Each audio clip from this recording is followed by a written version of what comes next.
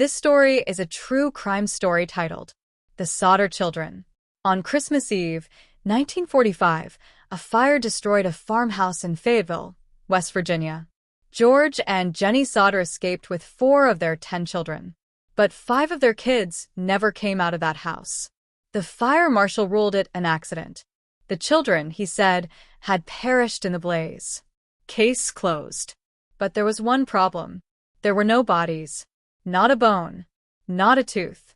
Nothing. And the more George and Jenny Sodder looked into what happened that night, the more they became convinced of something that no parent should ever have to consider, that their children hadn't died in that fire at all. That someone had taken them. This is the story of the Sodder children. And almost 80 years later, it remains one of the most disturbing, unsolved mysteries in American history. To understand what happened, you need to understand who the Sodders were. George Sodder was an Italian immigrant who had come to America in the early 1900s. He settled in Fayetteville, West Virginia, where he built a small but successful trucking business. He married Jenny, also of Italian descent, and together they had 10 children, 9 boys and a girl. By all accounts, the Sodders were exactly what they appeared to be: a large, warm, hard-working family. Their home was full. Their lives were ordinary. They had no known enemies, no outstanding debts, no reason for anyone to want to hurt them. That Christmas Eve, the family had stayed up late. The children were excited. George and Jenny eventually got everyone settled, and the family went to bed sometime after midnight. Around 1 a.m, Jenny was woken up by the phone ringing. A woman's voice on the other end asked for someone she didn't recognize. Jenny told her she had the wrong number and went back to sleep. A short time later, she woke again. This time, to the smell of smoke. The house was on fire. George Sodder tried to reach the upper floor, where the 5 youngest children were sleeping. The smoke was too thick. He couldn't get through. He ran outside and tried to grab the extension ladder he kept propped against the side of the house, the one he could use to climb to the second-floor windows. It was gone.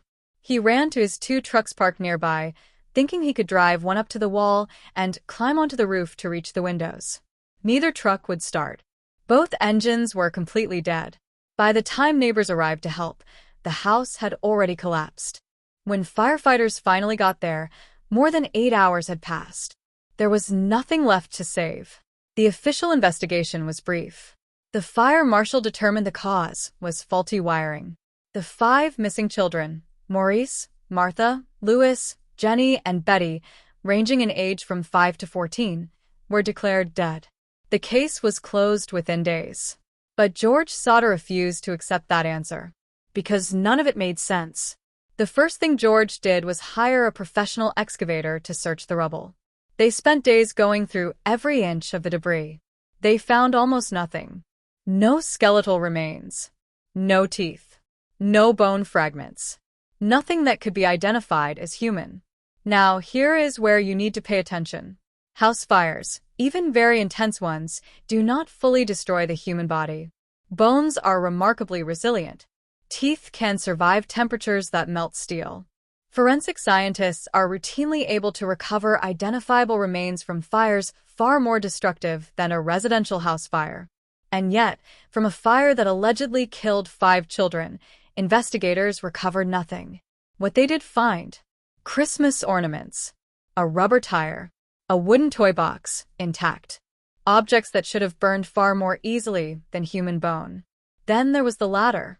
George was certain he had left it leaning against the side of the house. It was gone the morning after the fire and was never found.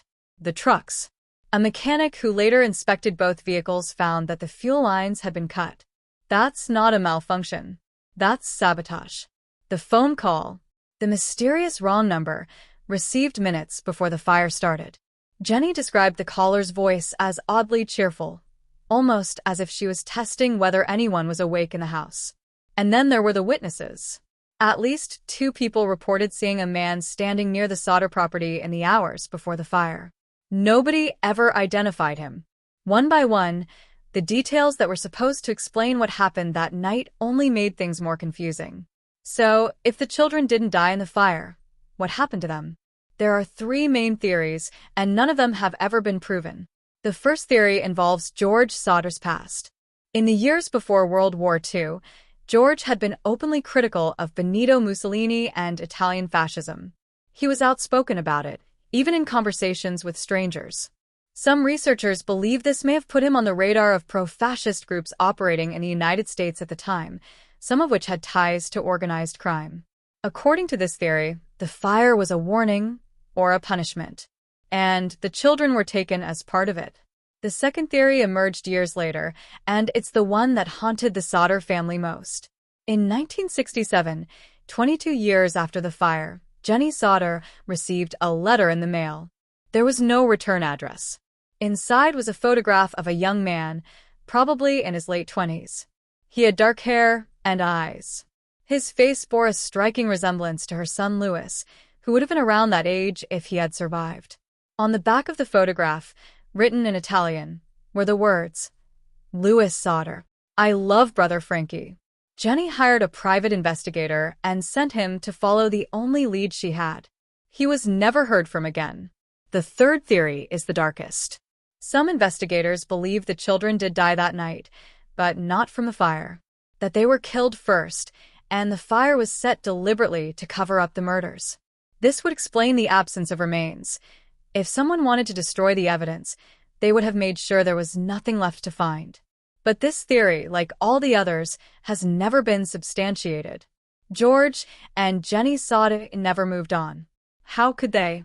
For years, they ran a billboard on Route 16 in Fayetteville, right on the spot where their house had once stood.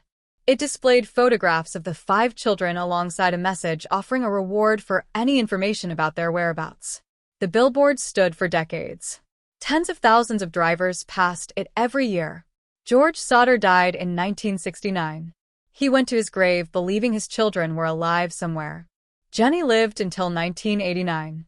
For the last 20 years of her life, she kept the photograph, the one with the young man who looked so much like Louis, on her nightstand. She looked at it every night before she went to sleep. The case has never been officially reopened. No new physical evidence has ever surfaced. The 5 Sauter children are still listed in official records as having died in the fire of December 24, 1945. Their bodies were never found. Their fate was never confirmed. And no one was ever charged with any crime in connection with that night. What happened to Maurice, Martha, Louis, Jenny, and Betty Sauter? Did they die in a fire that left behind no trace of them? Were they taken by people with a grudge against their father? Did they grow up somewhere far under different names, not knowing that their mother stood by a billboard for decades?